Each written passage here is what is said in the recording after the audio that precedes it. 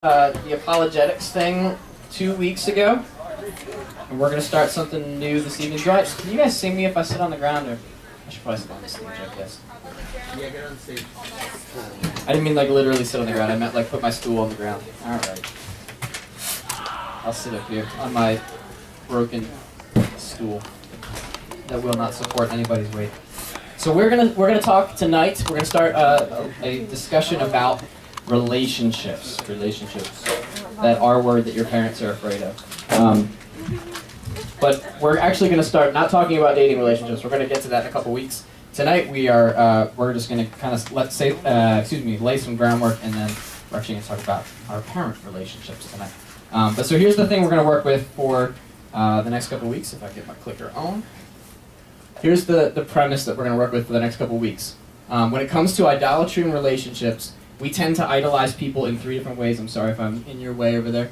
We tend to idolize people by worshiping them, by worshiping who we want them to be. So, in other words, we're frustrated with who they are, and we have this idea of who they should be, so we worship that idea. And also, we idolize them by defining that person's worth by my needs. So I recognize that, my parents are only good for what they give me. So that's the thing we're going to work about. So tonight we're going to talk about specifically parents tonight. Part one is going to be about parents. So the first thing we're going to talk about under how we idolize our parents is that we believe that they are exceptional parents. And like 60% of you are like, you have no idea who my parents are. That is not me. Don't worry, we'll get to your idol presently. All right. So first way we do this is we believe that our parents are exceptional, or that they're above serious failure. I'm so afraid of the stool right now. So we think that our parents are more lenient, they're more generous, they're more talented, than our friends or peers. And I think that maybe this is a little more obvious when we're a kid, because the whole like my dad can beat up your dad thing. I mean, that's probably like more like a boy thing than a girl thing. What do you girls compare your moms to? Shout. My mom can cook better than your mom. Maybe if we're growing up in the 1950s or something like that. Yeah, so, my dad can beat up your dad mentality. My dad's the best. So I did not go around saying that when I was a kid, not because I didn't have any confidence in my dad, but I mean, if you look at me, you kind of have an idea about the physique, the size, the weight of my dad when I was his age, and probably not the favorite in a fight or anything like that. So I didn't go around saying my dad could beat up your dad, but I do have this great story. My dad used to work at CVS Records in Pittman, and while he was working there was this guy he worked with who was just this huge, toned African-American man who just worked out all the time. And somehow, one day, they were working in the trash room, and they, by the way, they called this guy Blue. I don't know why that was his nickname. They Blue the big dude or something. Beluga whale or something. Anyway, and they were just kind of hanging out in the trash room, and they started talking about Blue the... Oh, maybe that's why. Yeah. No? That's Alex's nickname. Oh, I don't want to step on your toes, man. I love the connection. That's okay. Picture Alex, but African American and probably like 200 pounds bigger. All right, that's probably what this guy looked like. I don't know. I wasn't there. I wasn't born yet. But anyway, so they're talking about push-ups, and this guy challenged my dad to do push-ups, and my dad's my size, not a huge guy or anything. But what this guy didn't know is that my dad did a lot of running, and he did a lot of push-ups for training, and he just happened to be, that was his workout routine, was push-ups. So the guy gets down and does like 10, and he's like, beat that. My dad gets down and like just goes and goes and goes and goes, and the guy's finally like, all right, you show me up. So anyway, I didn't go around telling people that my dad could beat up their dad. But that's kind of the mentality that I get when I think about, we think of our parents as being exceptional because, as kids we think our parents are perfect. And by the way, this kind of like hero worship, if you will, is really maybe easy in children whose parents are divorced or separated, or a child whose dad or mom travels for work and is away from home for long periods of time. Because it's easy to either worship or demonize either parent in that scenario. Like, my mom is an angel. My mom loves me. She stayed home with me, where my dad is no good because he's gone. Or vice versa. My mom is awful and domineering and oppressive, and I wish I could go live with my dad because I think it would be so much better. My dad would be amazing to live with. So that's kind of the idea. But I think when we think of hero worship, we kind of have a vision of something like this. All right. So this is a picture of Beatles fans in 1964. When Beatlemania, as it is called, was kind of the thing, it was very obvious. It was very popular even before the Beatles actually set foot in America. But after their appearance on the Ed Sullivan Show, like the entire tour was characterized by millions and millions of screaming girl fans, kind of like this. By the way, they were so excited they forgot how to spell Beatles when they were on their way, and they had to add the L in later. But so, Beatlemania is an idea of hero worship, right? They're like screaming and so excited about the Beatles. Another one. Anybody know who that is there? Michael Jackson. Stuff of my nightmares. Stuff of your nightmares, right? Well, I mean, he was good as like a little African American singer, but then he became a white guy somehow, magically. Anyway, 2.5 billion people watched Michael Jackson's funeral on TV on July 7th, 2009. His casket was solid bronze and plated with 14-karat gold and lined with blue velvet. And 2.5 billion people tuned in to watch it, which makes it the the most watched live television broadcast in history. That's an idea of hero worship. Then there's this. All right, this is a little before your time, so I don't think many of you know who this is. I've got a little clip if you can pull it up. I reduced it to 30 seconds because it is incredibly painful to watch. It makes the insides of my body shrivel up and cringe watching this. But anyway, this is a fan of Britney Spears, who Britney Spears took like a break for several years. She had several mental collapses, and then eventually returned to the stage. And this guy named Chris, it is a man. He made a very tearful tirade against the media for criticizing Britney's return performance. So, 30 seconds of awful misery. All you people care about is readers and making money off He of is her. famous for this, She's by the a way. villain! This is a dude. This is a guy. What you don't realize is that Britney's making you all this money and all you do is write a bunch of crap about her. She hasn't performed on stage in years. Her song is called Give Me More for a reason, because all you people want is more, more, more, more, more! Leave her alone! Wait, did she have to go to the cover? Yeah, why does it look on the... Oh, pause it. He had a blanket for it. He made a blanket for it. He was hiding under it, apparently. Chris Crocker is now famous for this video.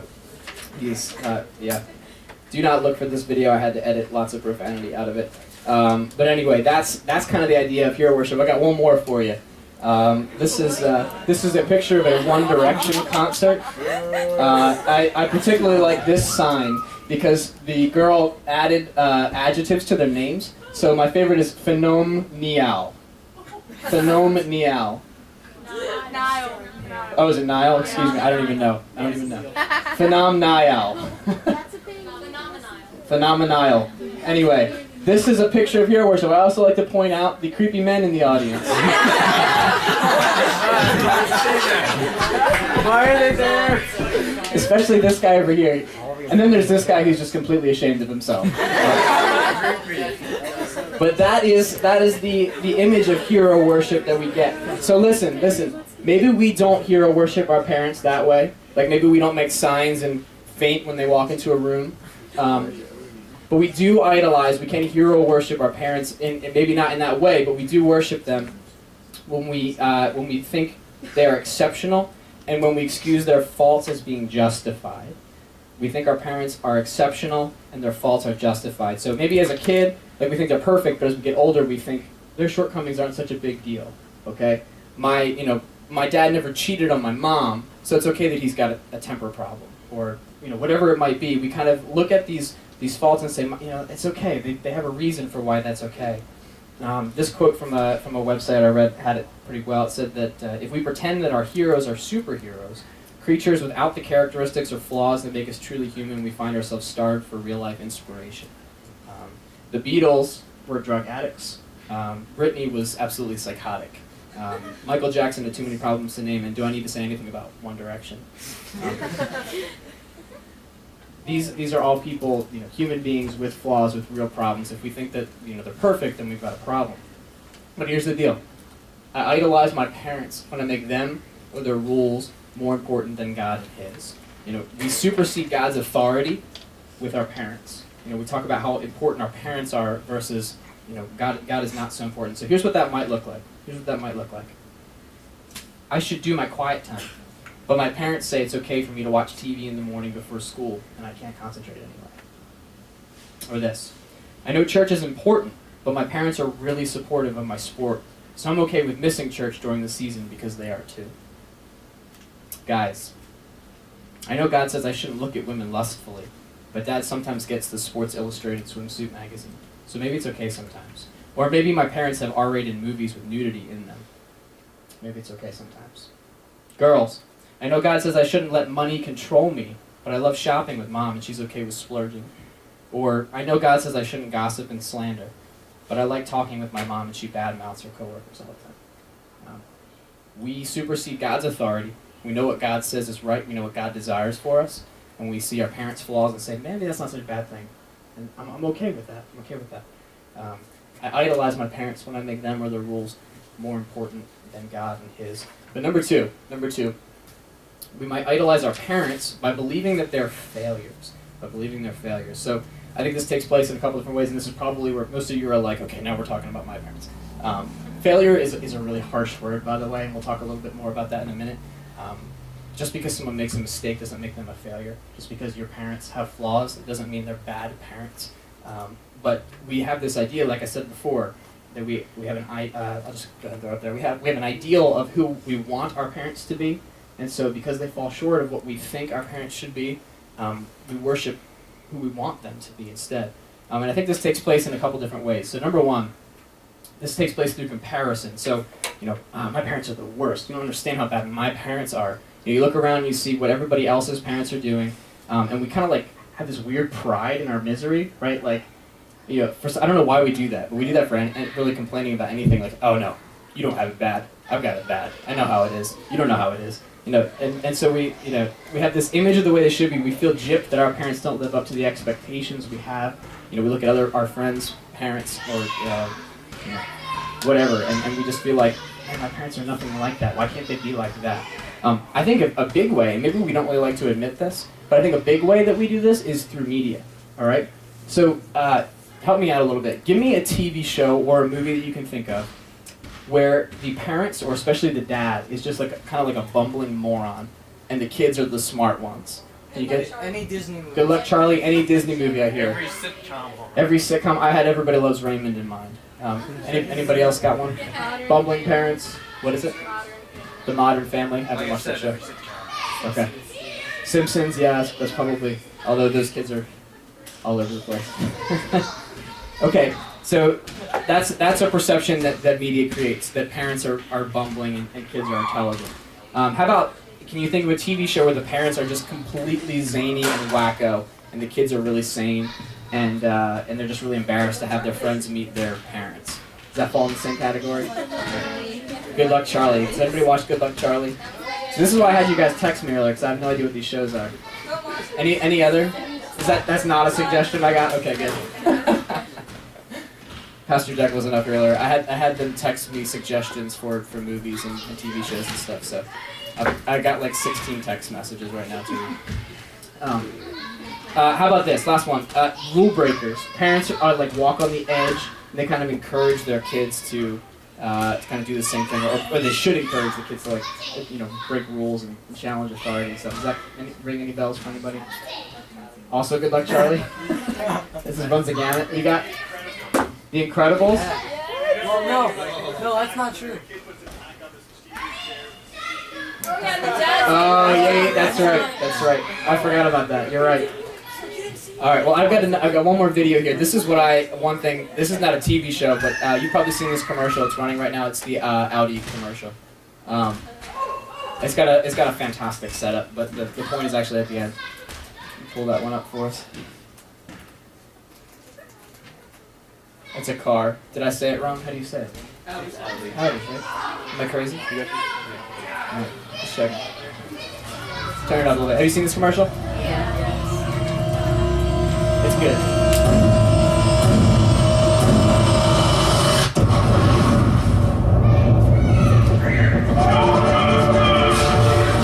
merging the very fabric of Now society. living in a post-cannonball world. 最新消息，因為 pool boy 呢個細路仔所做嘅。 And now they're making a movie out of it. Jonathan Lipnicki is Pool Boy. What's it called, James? Guilty. Yeah, aquatic delinquency is a larger issue than One this. bad apple spoils the whole. Hey! Here's the part. Watch this part. Not the part. The next part. Did it again, didn't you? Yep. Oh, you're a good kid. What a slogan. Challenge given. Okay, we need to watch that again. Please, for the love of all that is good and holy, let's not. Yeah. That is such a thing, right? Like, you should challenge authority. You should question what's given.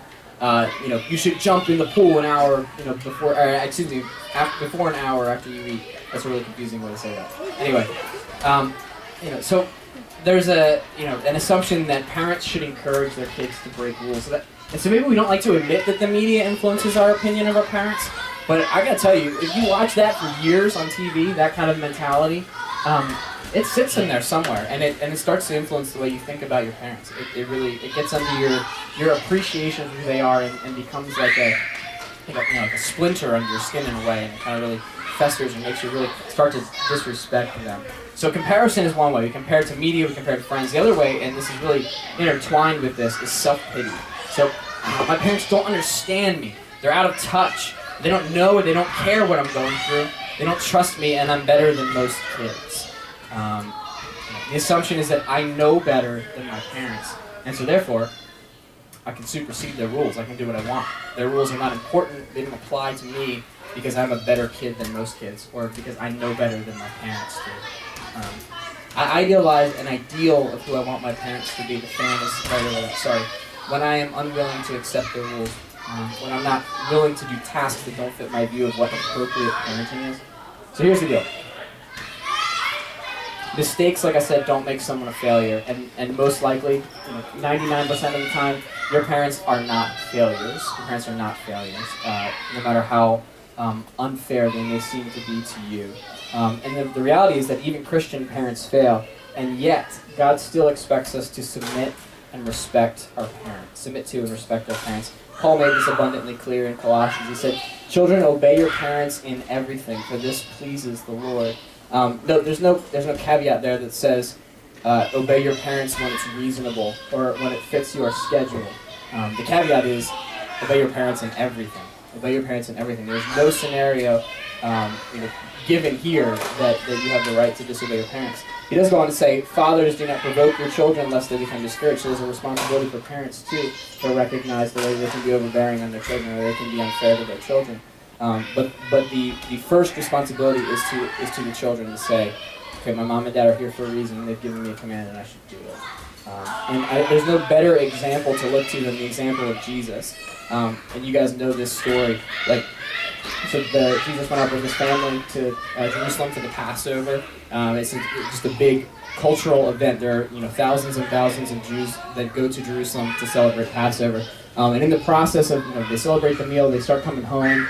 And Jesus gets lost in the shuffle of people, and his parents just kind of assume he's with the cousins or with friends, he's hanging out, and they're all having a good time. They get halfway home, and they realize, have you seen Jesus? No, have you seen Jesus? And they realize he's back in Jerusalem. So they go back, and they find him in the temple, and he's discussing the Bible with the Old Testament with the scribes there. And when his parents saw him, they were astonished. And his mother said to him, "Son, why have you treated us so? Behold, your father and I have been searching for you in great distress." And he said to them, "Why were you looking for me? Did you not know that I must be in my father's house?" And they did not understand the saying that he spoke to them, but here it is. He went down with them and came to Nazareth and was submissive to them. You guys how many of you are artists? How many of you like to draw? How many of you like to do creative writing, or how many of you build models and things like that? And how many of you have been called to dinner in the middle of building the model, or the middle of making your drawing, the middle of your chapter you're reading, the middle of something? I've always been a writer, and I like to do cartoons when I was little, and it would never fail that in the middle of drawing my cartoon, it's dinner time. Guys, Jesus loved the process of learning and understanding the Word of God, the Word of His Father.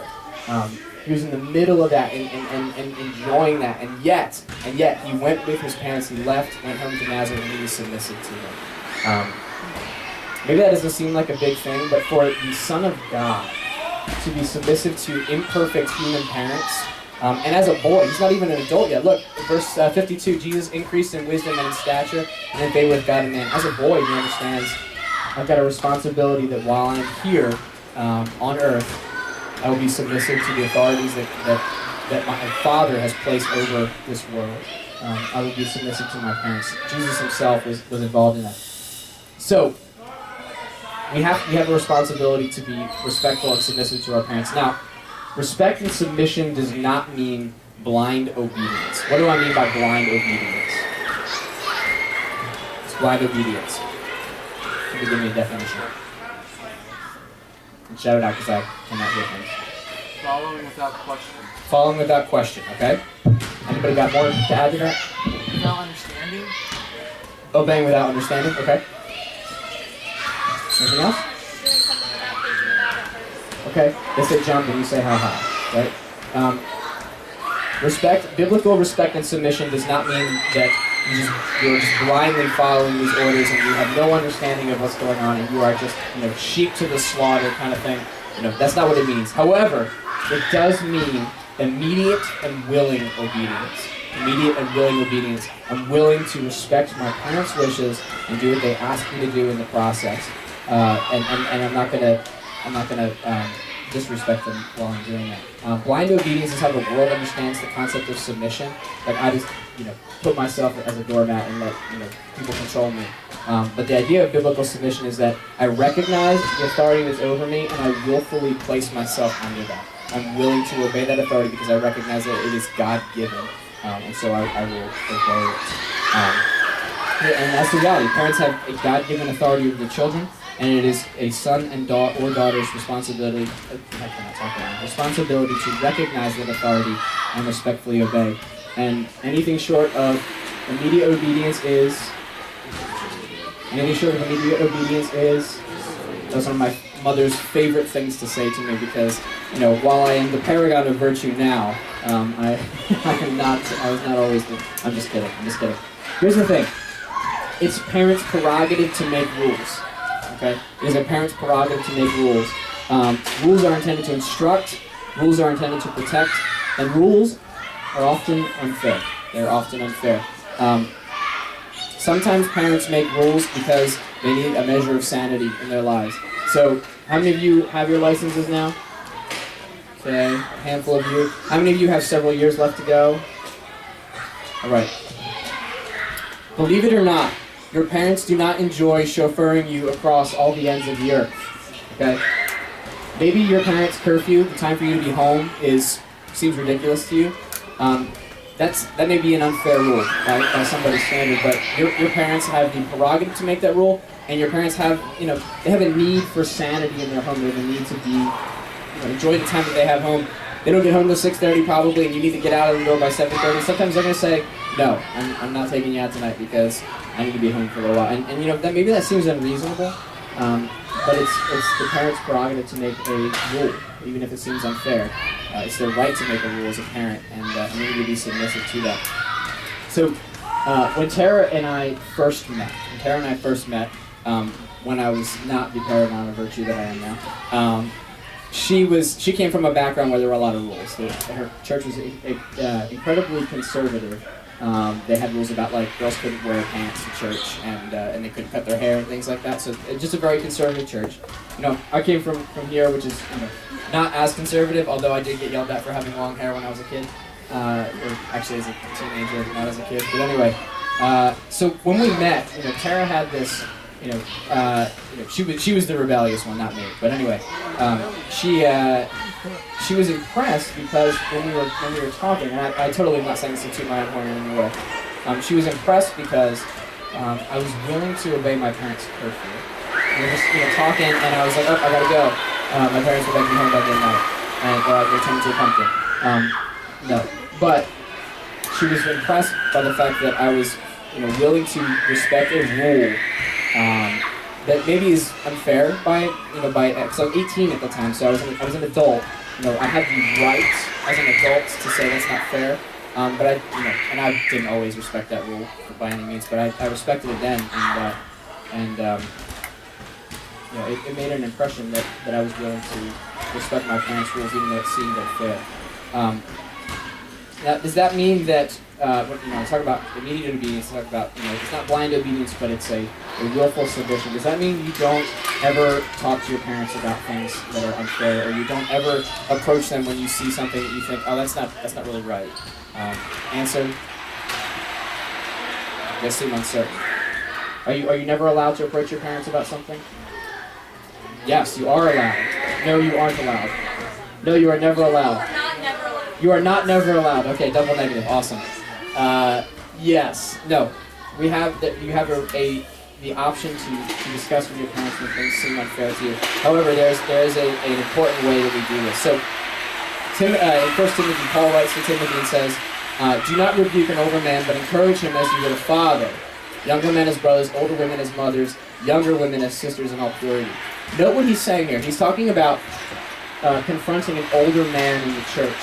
And the way he says to do that is to do it the way you would talk to your own father. He assumes that Timothy knows that he's supposed to entreat his father, not confront his father, right? That's the understanding, that if you're going to confront an older man about a sin problem, that you do it the way you would your father. He assumes that you know how to do that. You go encouraging, not rebuking, or that word could also be translated as entreat. So we entreat our parents. We don't confront them. You never have the right to air your grievances or have it out with your parents or instruct them on how to be parents. I think you guys all know that. But we do that, right? We, mom and dad, I'm going to let some friends of mine demonstrate that, actually. So why don't you guys come on up and demonstrate a couple of different scenarios. So Paige is playing the part of our mother. These are her children. All my children, right here. Okay. All right. So sorry, Alex. Give me whoever's got number one. I forget which one it was. You can just go in any order. Go in any order. Were they really numbered though? They were perhaps numbered, but that is okay. I lost mine. Okay, I think you were first. So give us a scenario here. Scenario number one. Alexander Jacob! Yeah, Mom? Go vacuum the driveway. I told you to do it like 12 times. I just did that last week. But you're so mean. Don't talk back to me. You're so Go unfair. vacuum the driveway. Oh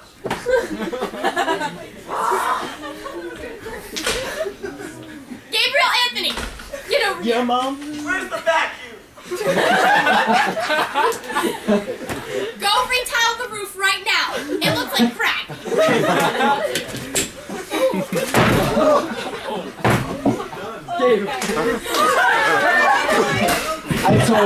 I told him he could do that for the record.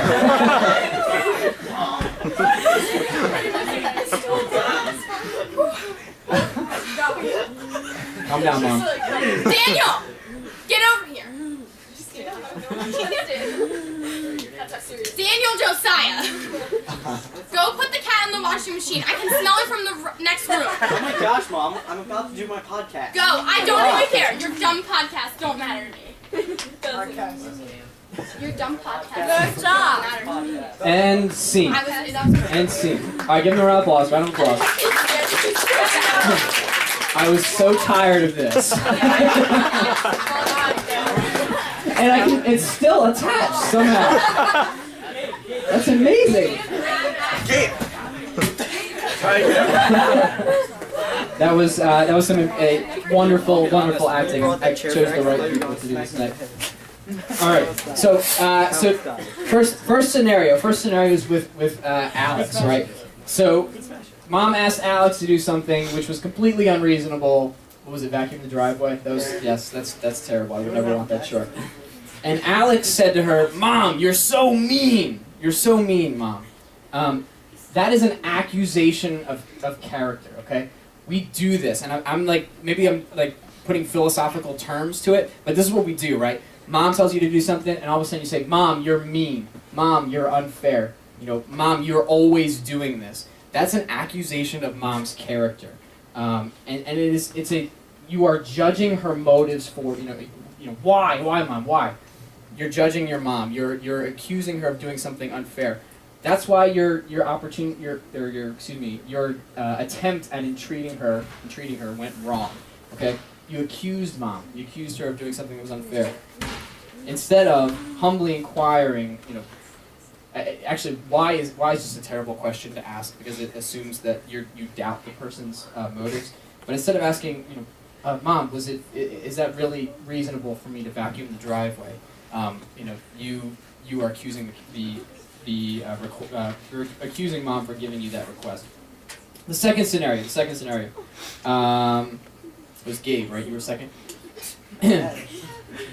So, here's the question: is obeying, because he kind of obeyed, I guess he went out storming and throwing things.